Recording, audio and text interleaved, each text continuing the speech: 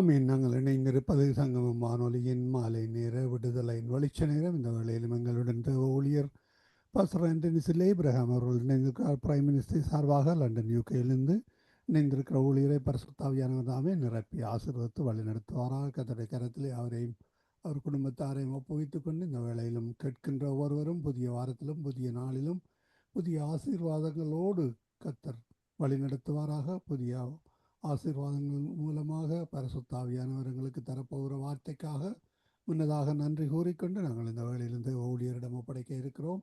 பரிசுத்த ஆவியானவர் மீதியானவற்றை பொறுப்பெடுப்பார். இந்த வேளையிலும் அவரையும் வரவேற்போம். Praise the Lord pastor.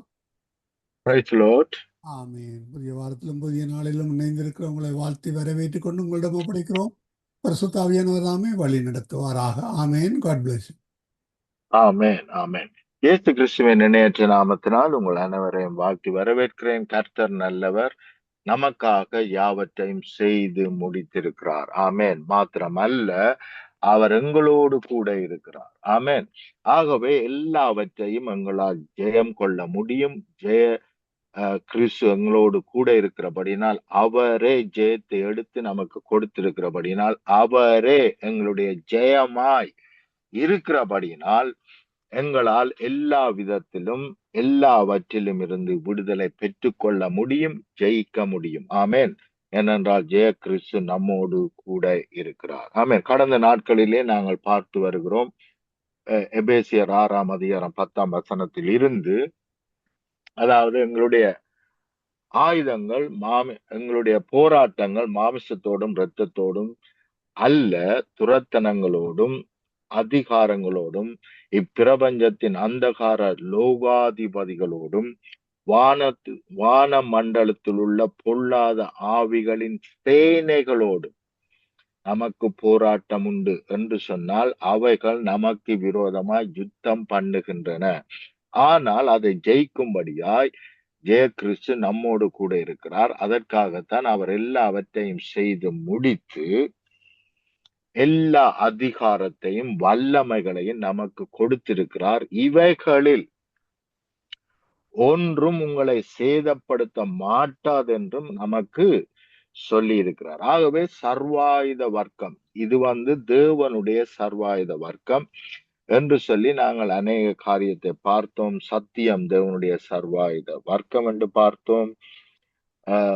அதற்கு அப்புறமாக இரண்டாவதாக தேவனுடைய நீதி.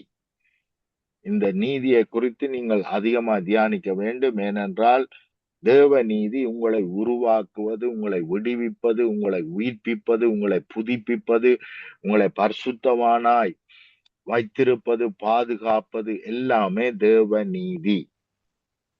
ஆமென்.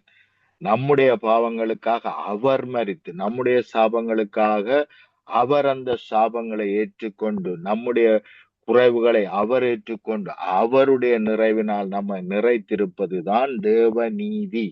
ஆமென். அப்ப தேவ நீதி எங்களுக்கு பெரிதான ஒரு ஆயுதம். பிசாசு எங்களை குற்றப்படுத்த வருவான், ஆனால் உன்னை தேவன் அழிப்பார் என்று சொல்லுவான். ஆனால் இல்லை இல்லை, தேவன் அழிக்க வரவில்லை, மாறாக அவர் என்னை உருவாக்க வந்திருக்கிறார், என்னை புதிதாக பிறப்பித்திருக்கிறார். ஆமென்.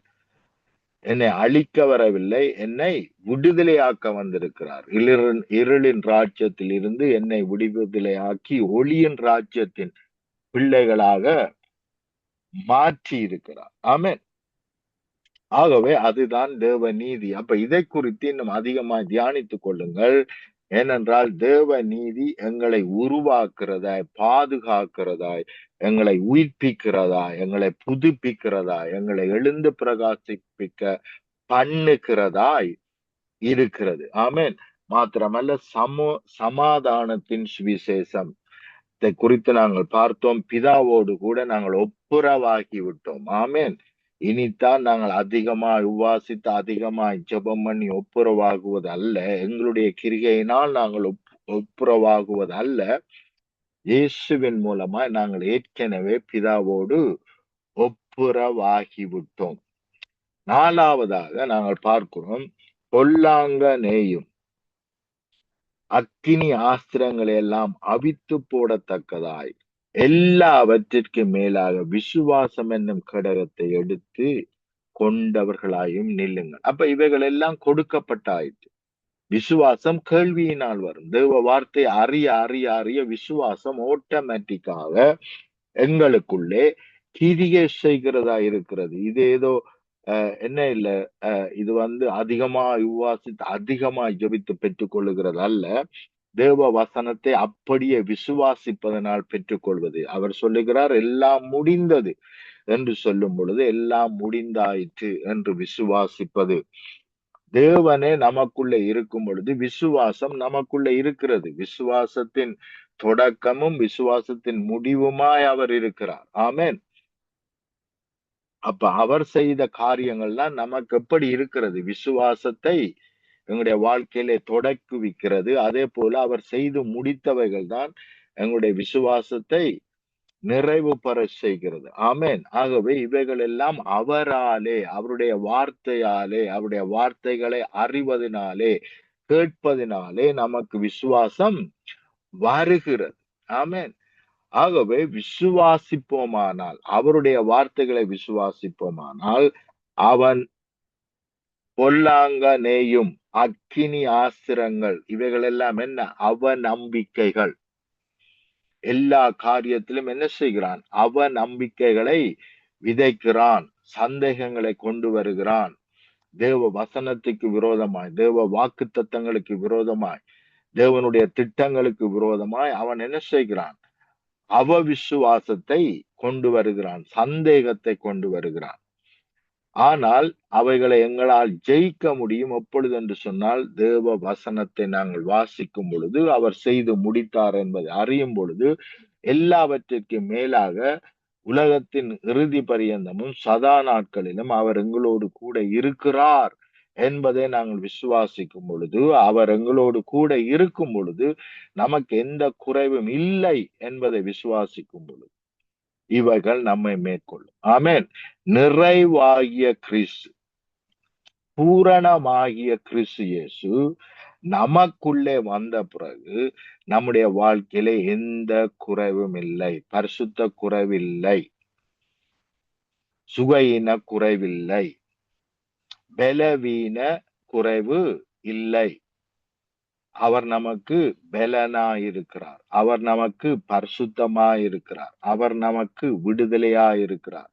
ஈவன் அவருடைய வார்த்தைகள், அவர் செய்து முடித்தவைகள் தான் நமக்கு விசுவாசமாய் இருக்கிறது. ஆமென். அப்ப அவரை நம்புவோமானால், முழுமையாய் அவரை நம்புவோமானால், அவர் செய்து முடித்தார் என்பதை நம்புவோமானால், இவைகள் இலகுவாக நம்மை மேற்கொள்ளும். ஆமென். யோவான் 11ஆம் அதிகாரம் 40ஆம் வசனம் இப்படியாக சொல்லுகிறது, இயேசு அவனை நோக்கி, நீ விசுவாசித்தால் தேவனுடைய மகிமையை காண்பாய் என்று நான் உனக்கு சொல்லவில்லையா?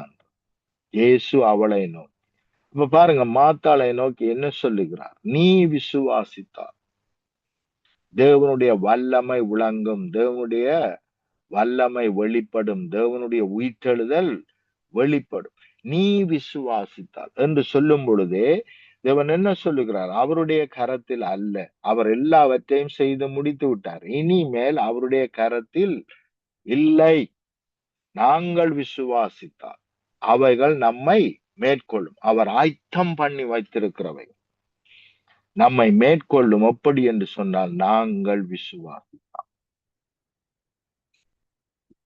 கவனியுங்கள், மார்க் 9ஆம் அதிகாரம் 23ஆம் வசனம் இப்படியாக சொல்லுகிறது, இயேசு அவனை நோக்கி, நீ விசுவாசிக்க கூடுமானால் ஆகும். அப்ப யாருடைய கரத்தில் இருக்குன்னு சொல்றார்? நாங்கள் எங்களுடைய ஜெபத்தில் எல்லாம் என்ன சொல்லுகிறோம்? உம்முடைய கரத்தில் தான் இருக்காண்டவரே, நீர் தான் செய்ய வேண்டும் ஆண்டவரே, உம்மால முடியும் ஆண்டவரே என்று சொல்லிக் கொண்டிருக்கிறோம். ஆனால் அவரோ நம்மை பார்த்து, நம்மால் தான் இது முடியும், ஏனென்றால் அவர் செய்து முடித்தும் நாங்கள் விசுவாசிக்காவிட்டால் அதை பெற்றுக்கொள்ள முடியாது. நீ விசுவாசிக்க கூடுமானால் ஆகும். நாங்கள் என்ன சொல்லுகிறோம்? உம்மால் தான் ஆகும் என்றும். ஆனால் அவர் நம்மை பார்த்து என்ன சொல்லுகிறார்? நீ விசுவாசிக்க கூடுமானால் ஆகும். விசுவாசிக்கிறவனுக்கு எல்லாம் கூடும் என்றார். ஹல்லேலூயா. அப்ப நாங்கள் விசுவாசித்தால் எல்லாம் கூடும். அதுதான் வார்த்தை. எல்லாம் கூடும். ஒன்றல்ல, ரெண்டல்ல, ஒரு காரியம் அல்ல, ரெண்டு காரியம் அல்ல, ஒரு சுவையினம் இல்ல, ரெண்டு சுவையினம் இல்ல, எல்லாவற்றிலும் இருந்து நமக்கு பூரண விடுதலை நாங்கள் விசுவாசித்தார். அவர் செய்து முடித்தார் என்று நாங்கள் விசுவாசித்தார். எல்லாவற்றையும் கொடுத்து விட்டார் என்று நாங்கள் விசுவாசித்தார். சுகம் எங்கேயோ அல்ல, அவருடைய ராஜ்யமே நமக்குள்ளே தான் இருக்கிறது. சுகம் நமக்குள்ளே தான் இருக்கிறது. அதோடு ஒரு கனெக்ஷனை, ஒரு தொடர்பை ஏற்படுத்தி கொண்டால் அவைகள் நம்மை மேற்கொள்ளும். ஆமென். மத்தேயு 9ஆம் அதிகாரம் 29ஆம் வசனம் இப்படியாக சொல்லுகிறது. அப்பொழுது அவர்களுடைய கண்களை அவர் தொட்டு, உங்கள் விசுவாசத்தின்படியே உங்களுக்கு ஆக கடவுது என்று. கவனிங்க, உங்களுடைய விசுவாசத்தின். அப்ப நாங்கள் என்னத்தை விசுவாசிக்கிறோமோ அதன்படிதான் தேவ வல்லமை கிரியை செய்கிறது. நான் விசுவாசிக்காவிட்டால் கிரியை செய்ய முடியாது. நான் விசுவாசிப்பேனானால் அதை தடுத்து நிறுத்த யாராலும் முடியாது, தேவனாலும் முடியாது. அது நிச்சயமாய் நடக்கும். நன்மையோ தீன்மையோ எதை விசுவாசிக்கிறேனோ அதை தடுத்து நிறுத்த யாராலும் முடியாது. அதுதான் என்னை மேற்கொள்ளும்.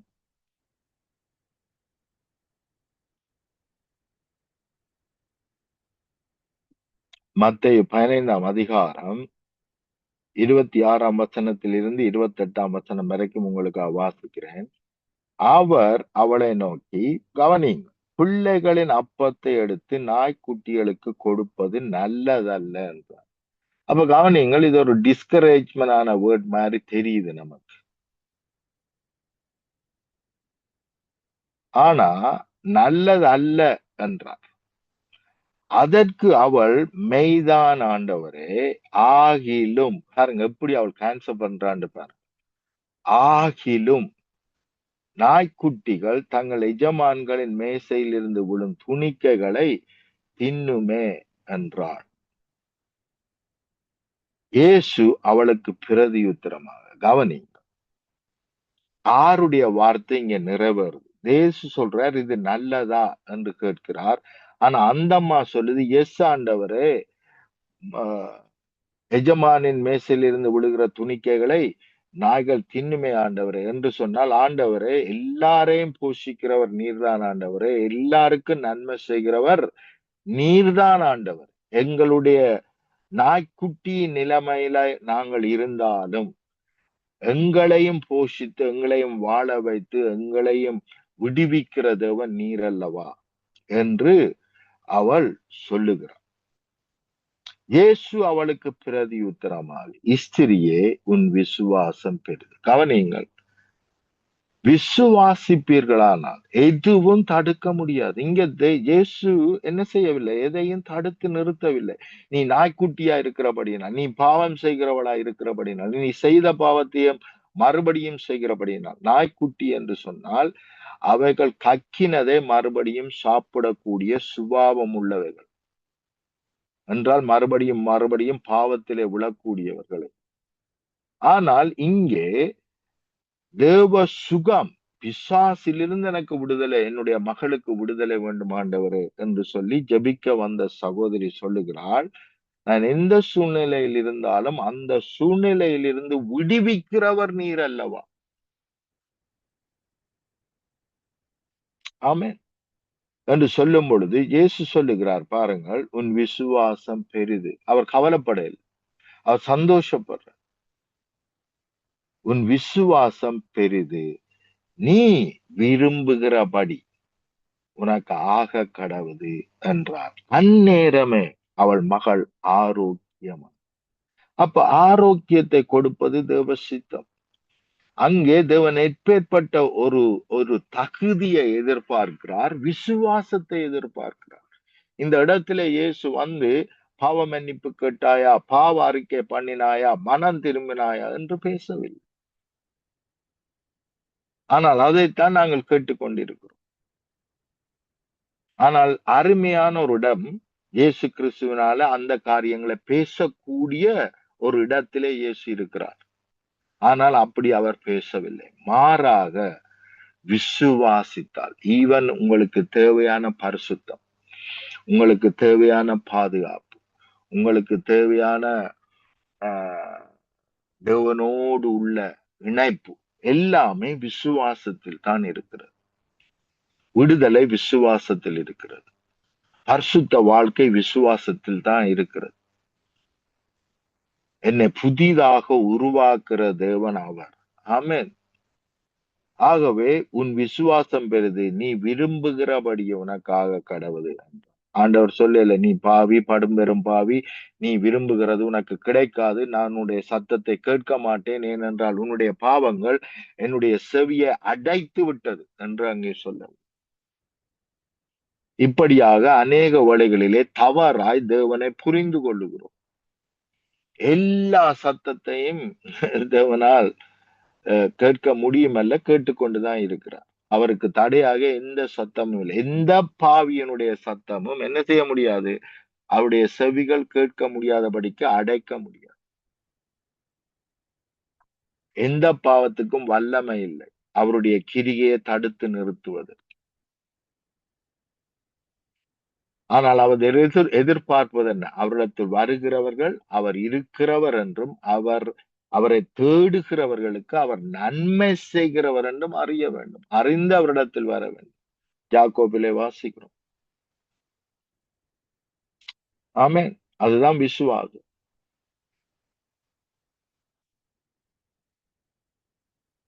கவனிங்கள், மத்தேயு 8ஆம் அதிகாரம் 29வது வசனத்திலிருந்து 32வது வசனம் வரைக்கும் நான் வாசிக்கிறேன். அவர்கள் அவரை நோக்கி, இயேசுவே, தேவனுடைய குமாரனே, எங்களுக்கும் உமக்கும் என்ன? காலம் வரும் முன்னே எங்களை வேதனைப்படுத்த இங்க வந்தீரோ? ஆறு பேசுறது? பிசாசு என்று கூப்பிட்டார்கள். அவர்களுக்கு கொஞ்ச தூரத்திலே அநேகம் பன்றிகள் கூட்டமாக மேய்ந்து கொண்டிருந்தன. அப்பொழுது பிசாசுகள், கவனிங்கள், பிசாசுகள், நீர் எங்களை துரத்துவீரானால் நாங்கள் இந்த பன்றி கூட்டத்தில் போகும்படி உத்தரவு கொடும் என்று அவரை வேண்டிக் கொண்டன. ஜெபம் பண்ணின, வேண்டிக் கொண்டன. பாருங்க, பாவத்தினுடைய ஒரு யாரு கிரியேட்டரே யாரு? பிசாசுதான். வஞ்சித்து பாவத்தில் ஆதாமுவளை விழுத்தி இவ்வளவு ஜெனரேஷனையும், இவ்வளவு கோடிக்கணக்கான ஜனங்களையும், உலகத்தையும் பாவத்துக்குள்ளே விழுத்தினவன் பிசாசானவன். ஆனால் அவன் ஜெபிக்கிறான் பாரு. எப்படி ஜெபிக்கிறான்? விசுவாசித்து ஜெபிக்கிறான். என்னண்டு? எங்களை பன்றிக்குள்ளே அனுப்பும். அவன் சொல்லல, நான் பாவி, நான் படும்பெரும் பாவி, ஆகவே நான் சொல்லுகிறதை, நான் ஜெபிக்கிறதை நீர் கேட்க மாட்டீர், எனக்கு செய்ய மாட்டீர் என்றா பிசாசே சொல்லல. பிசாசு விசுவாசிக்குது. என்னத்தை விசுவாசிக்குது? எங்களை பன்றிக்குள்ளே அனுப்பும் என்று நாங்கள் வேண்டிக் கொண்டால் அவர் செய்வார் என்று விசுவாசிக்குது. பிசாசே விசுவாசிக்குது.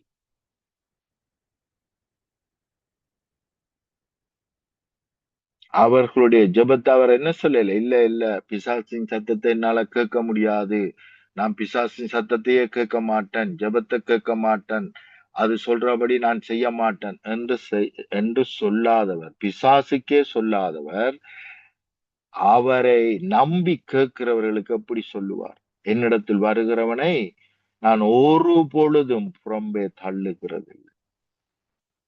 நாங்கள் பாவத்துக்கு அதிகமாக வல்லமையை கொடுக்கிறோம், தேவனுக்கு கம்மியாக, மிகவும் குறைவான மரியாதையை கொடுக்கிறோம்.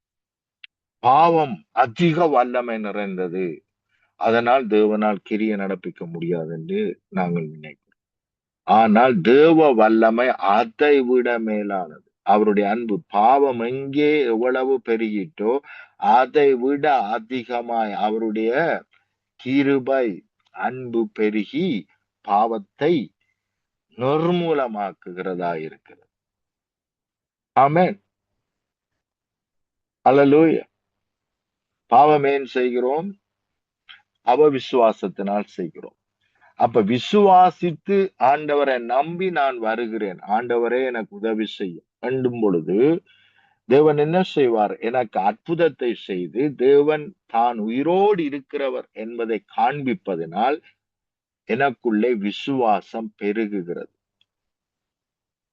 அப்படி விசுவாசம் பெருகும் பொழுது நான் தேவனை நம்புகிறவனாய், தேவனை சார்ந்திருக்கிறவனாய், ஆமென், எந்த சூழ்நிலையிலும் அவர் என்னை விடுவிக்கிற தேவனாய் இருக்கிறார் என்று நம்பக்கூடியதா இருக்கிறது. ஆமென். அப்ப அவர் எவ்வளவு நல்லவர் என்பதை நமக்கு காண்பிக்க தேவன் துடியாய் துடிக்கிறார். தேவன் எந்த ஒரு காரியத்தையும் அல்லது எந்த ஒரு ஆசீர்வாதத்தையும் தடுத்து நிறுத்தி வைக்கவில்லை. ஏனென்றால் எங்களுடைய பாவத்தின் நிமித்தம் கிடையாது. இஸ்ரவேல் ஜனங்கள் பாவம் செய்தார்கள். ஆனால் இயேசு சொல்லுகிறார், தேவன் சொல்லுகிறார், அவருடைய சத்தத்தை கேட்டேன், அவருடைய பாடுகளை பார்த்தேன், அவருடைய வேதனைகளை நான் அறிந்திருக்கிறேன். ஆகவே மோசே, நீ போய் அவர்களை விடுதலையாக்கு என்று தேவன் அனுப்பி வைக்கிறார். அப்ப தேவன் நம்மை விட்டு ஓடி போய் ஒளியவில்லை. நாங்கள் தான் தேவனை விட்டு ஓடி போகிறோம். நாங்கள் தான் நினைக்கிறோம் நாங்கள் ஜெபித்தால் நடக்காது. ஆனால் பாருங்கள், பிசாசே என்ன செய்கிறான்? விசுவாசிக்கிறான் தாங்கள் ஜெபிக்கிறதை தேவன் தங்களுக்கு கொடுப்பார் என்று பிசாசை விசுவாசிக்கிறான். ஆனா தேவனுடைய பிள்ளைகளாய் நாங்கள் இருக்கிறோம். நீர் செய்வீர் ஆண்டவரே, செய்வீர் ஆண்டவரே, செய்யோமால் முடியும் ஆண்டவரே என்று சொல்லிக் கொண்டிருக்கிறோம். ஆனால் இன்னும் அவரை நம்ப ஆரம்பிக்கிறோம். செய்து முடித்தார், ஆகவே இப்பொழுதே வந்து என்னை மேற்கொள்ளுவதாக என்று நாங்கள் ஜெபிக்க ஆரம்பிக்கவில்லை. ஆனா நாங்கள் அப்படி ஜெபிப்போமானால் நிச்சயமாய் தேவனுடைய மகிமையை காண்போம். கவனிங்கள், அங்கே பார்க்கிறோம், மழை இல்லாதனால் ஜனங்கள் வேதனைக்குள்ளாக பஞ்சத்துக்குள்ளாக இருக்கிறார்கள். தேவன் எலியாவை பார்த்து மழை வரக்கூடாது என்று சொன்னதே எலியாதான். எலியாவை பார்த்து என்ன செய்கிறார்? நீ போய் என்ன செய், ஜெபம் பண்ணு, மழை வரும்படி. அப்ப யார் ஜெபிக்க வேண்டும்? எலியாதான். இந்த பூமியிலே என்ன நடக்க வேண்டுமோ அதற்காக நாங்கள் தான் ஜெபிக்க வேண்டும். அதற்கு தேவையானதெல்லாம் ஆயத்தமா இருக்கிறது என்று விசுவாசித்து ஜெபிக்க வேண்டும். அழிவு இருக்கிறது, பற்றாக்குறை இருக்கிறது, ஜனங்கள் மடிந்து கொண்டிருக்கிறார்கள். அந்த வேளையிலே தேவன் என்ன சொல்லுகிறார்? எலியாவே, நீ போய் ஜெபி, மழை வரும்படி ஜெபி என்று சொல்லுகிறார். அப்ப யார் ஜெபிக்க வேண்டும்? நாங்கள் தான் என்ன செய்ய வேண்டும்? மழை வருவதாக என்று ஜெபிக்க வேண்டியது நாங்கள்.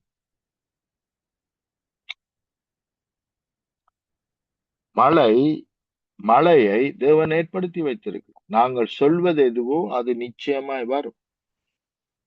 ஆனால் எலியா ஜெபிக்க ஆரம்பித்த பொழுது அங்கே மழையை பார்க்க முடியவில்லை, கண்களால் பார்க்க முடியவில்லை.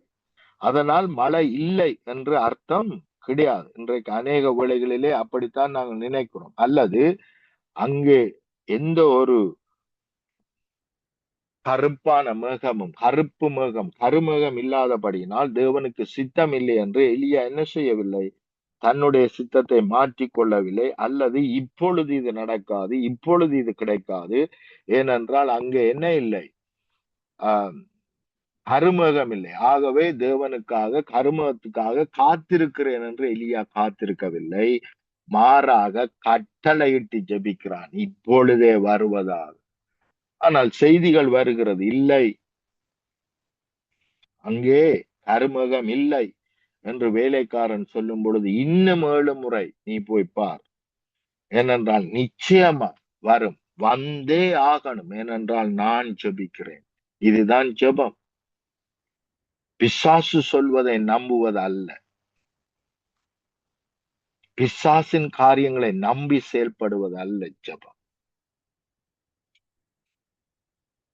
ஜபீரு வந்து என்ன சொல்லுகிறான்? மார்க் 5ஆம் அதிகாரத்திலே வாசிக்கிறோம். ஜபீரு இவனுடைய வீட்டில் இருந்து சிலர் வருகிறார்கள். வந்து என்ன சொல்லுகிறார்கள்? உம்முடைய மகள் மரித்து போனாள், இனி எந்த பிரயோஜனமும் இல்லை, இனி ஜெபித்து பிரயோஜனம் இல்லை, இனி நீர் போதகரை வருந்தி கேட்டு எந்த பிரயோஜனமும் இல்லை.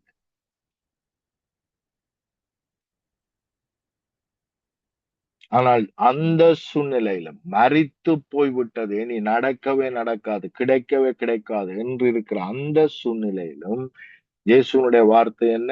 விசுவாசம் உள்ளவன், நீ ஜெபித்த ஜெபம் நிச்சயமா நிறைவேறும் என்பதிலே உறுதியாய். எபிரேயர் 16ஆம் அதிகாரம் 1ஆம் வசனம் என்ன சொல்லுகிறது? விசுவாசமானது நம்பப்படுகிறவைகளின் உறுதியும். நான் நம்புகிறதிலே உறுதியா இருக்க வேண்டும். நான் உறுதியா இருக்காதபடிக்கு அக்கினி ஆஸ்திரங்கள் என்னை நோக்கி வரும். பொல்லாங்கன் ஏவுகிற அக்கினி ஆஸ்திரங்கள் எல்லாம் என்னை நோக்கி வரும், விசுவாசத்தை ஏற்படுத்தும்படி. ஆனால் நான் என்ன செய்ய வேண்டும்? தேவன் செய்து முடித்தார், ஆகவே இப்பொழுதே அது மேற்கொள்ளும் என்பதிலே உறுதியா இருக்க வேண்டும். காணப்படாதவைகளின் நிச்சயம். எலியாவால மழைய பார்க்கவே முடியல, ஆனா நிச்சயமாய் வரும். தேவன் செய்து முடித்தார், நிச்சயமாய் வரும். ஆமென். இப்படித்தான் என்ன செய்கிறது? விசுவாசம் கிரியை செய்கிறது.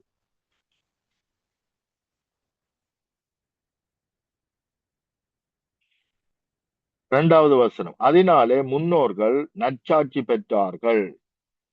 விசுவாசத்தினாலே நாம் உலகங்கள் தேவனுடைய வார்த்தையினால் உண்டாக்கப்பட்டிருக்கிறது என்றும், இவ்விதமாய் காணப்படுகிறவைகள் தோன்றப்படுகிறவைகளினால் உண்டாக்கப்படவில்லை என்றும் அறிந்திருக்கிறோம்.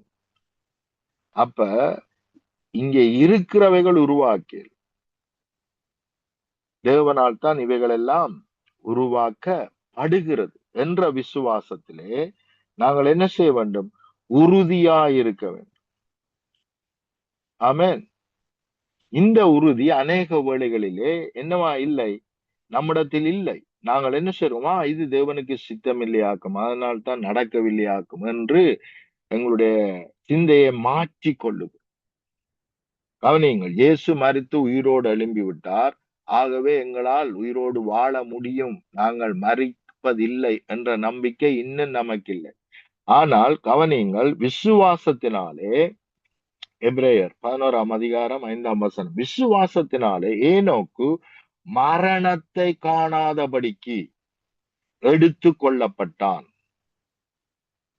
மரணம் என்ன தொட முடியாது, என்னை மேற்கொள்ள முடியாது என்று ஏனோக்கு விசுவாசித்தார். இன்றைக்கு இயேசு மரித்து உயிரோடு எழும்பியும் நாங்கள் அதை விசுவாசிக்கவில்லை.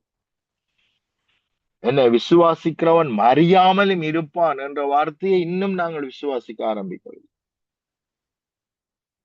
6ஆம் வசனம், விசுவாசம் இல்லாமல் தேவனுக்கு பிரியமாயிருப்பது கூடாத காரியம். ஏனென்றால் தேவனிடத்தில் சேருகிறவன் அவர் உண்டென்றும், அவர் தம்மை தேடுகிறவர்களுக்கு பலன் அளிக்கிறவர் என்றும் விசுவாசிக்க வேண்டும். அப்ப இப்படியாக நாங்கள் விசுவாசிக்கிறோமா என்பது மிகவும் அவசியம். கவனியுங்கள், விசுவாசத்தினாலே அவர்கள் ராஜ்யங்களை ஜெயித்தார்கள். எபிரேயர் 11ஆம் அதிகாரம் 33ஆம் வசனம். ஜெயிப்பதுதான் விசுவாசம், தோற்பது அல்ல. தோற்பது விசுவாசம். விசுவாசத்தினாலே அவர்கள் ராஜ்யங்களை, ஒன்றல்ல ரெண்டல்ல, ராஜ்யங்களை ஜெயித்தார்கள், நீதியை நடப்பித்தார்கள், வாக்கு தத்தங்களை பெற்றார்கள், சிங்கங்களின் வாய்களை அடைத்தார், அக்கினியின் உக்கிரகத்தை அவித்தார், நிர்மூலமாக்கினார். இதையெல்லாம் தங்களுடைய வாழ்க்கையிலே அவர்கள் அனுமதிக்கவில்லை. ஆனால் இன்றைக்கு ரொம்ப இலகுவாக நாங்கள் சுயநத்தை அனுமதிக்கிறோம், பற்றாக்குறை அனுமதிக்கிறோம், ஏதோ ஆண்டவர் அனுமதித்திருக்கிறார் என்று நாங்கள் சொல்லுகிறோம். ஆனால் அவர் சொல்லுகிறார், பூமியிலே நீங்கள் எவைகளை அனுமதிப்பீர்களோ அவைகள் தான் அனுமதிக்கப்படும் பரலோகத்திலே. பூமியிலே நீங்கள் எவைகளை கட்டவிழ்க்கிறீர்களோ அவைகள் தான் பரலோகத்திலும் கட்டவிழ்க்கப்படும் என்று சொல்லுகிறார்.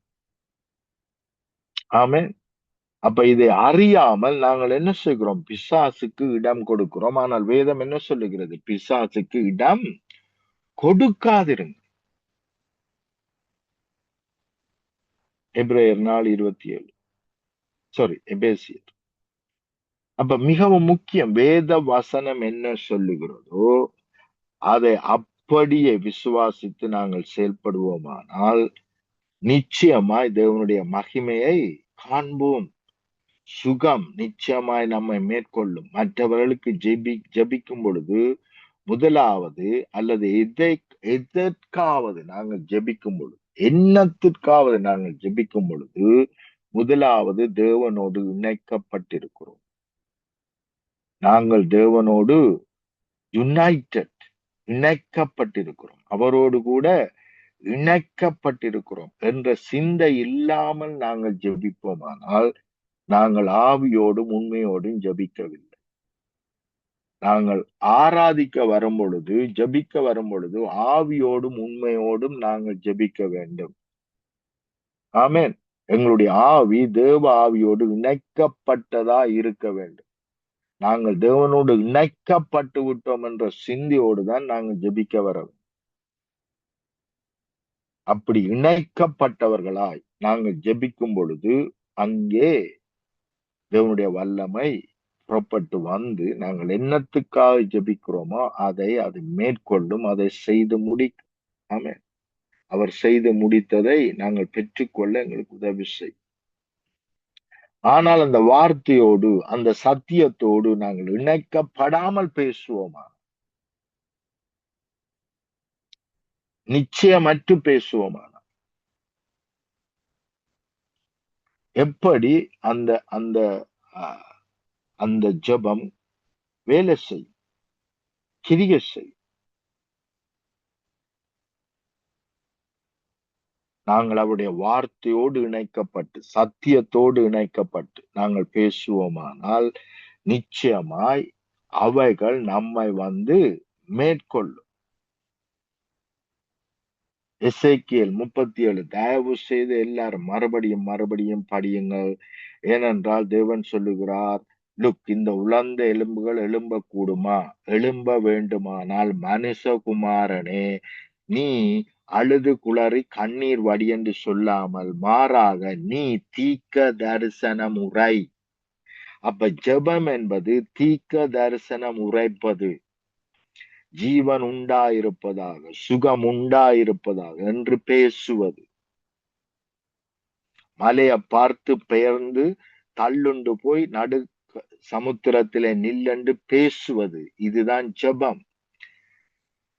ஜெபம் என்றால் உம்முடைய ராஜ்யம் வருவதாக, உம்முடைய சித்தம் செய்யப்படுவதாக, உம்முடைய வார்த்தையினால் பூமி நிறைந்திருப்பதாக.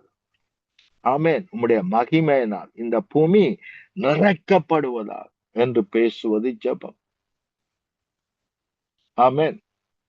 ஆகவே விசுவாசித்து தேசத்தை நோக்கி, குடும்பத்தை நோக்கி, சரீரத்தை நோக்கி, பைனான்ஸை நோக்கி, எதிர்காலத்தை நோக்கி நாங்கள் பேசுவோம். அதுதான் தேவ வல்லமை. அதுதான் சத்துருடைய கிரிகளை நிர்மூலமாக்கி சகல வெற்றியை நமக்கு பெற்றுக் கொடுக்கிறது. ஆமென். ஜெபம் பண்ணும். அன்பின் பிதாவை, இந்த வேலைக்காக உமக்கு நன்றி செலுத்துகிறோம். விசுவாசம் என்பது ஒரு சர்வாயுத வர்க்கம், தேவ வல்லமை.